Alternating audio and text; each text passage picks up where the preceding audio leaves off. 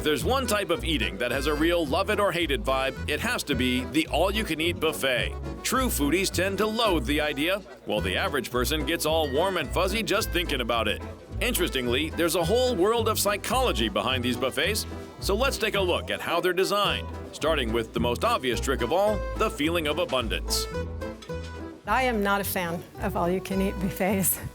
I feel like, well, there are a lot of choices, it's true, but in an effort to make so many things available, nothing really stands out. Nothing is like premium quality. So I do think people like the feeling of abundance, and an all-you-can-eat buffet really gives you that feeling of abundance.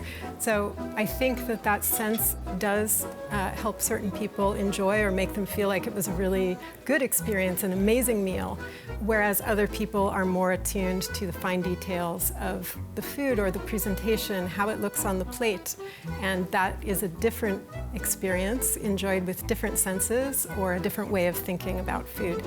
Usually the cheaper foods like bread, fries, salad, or potatoes are placed at the start of the line, while the more expensive items like fish and meat are found at the back. So people have already piled up their plates by the time they get there. Sometimes those pricier options are placed at a separate station, so they feel less grab and go. Chefs often prepare them in person too, which makes portion control easier. The plates are also usually pretty small, making portions look bigger than they really are.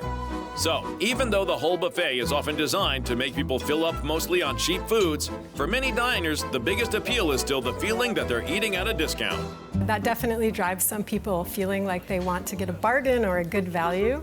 So once they've paid a price, they're going to consume as much as possible. Even if they start to enjoy it less toward the end of their meal, they're getting satisfaction in another way from getting a good deal. And I've been to places, especially I'm thinking of a Korean barbecue place that is excellent, that tries to work against that. It's an all-you-can-eat place, but if you don't eat everything of every single plate that they bring out to you, then you have to pay quite a lot for the things that you leave on the table. So they're discouraging you from asking for food beyond the point of which you can enjoy it. Generally speaking, and there are definitely exceptions, all-you-can-eat buffets tend to be a bit mediocre when it comes to quality, but they make up for it with sheer overkill.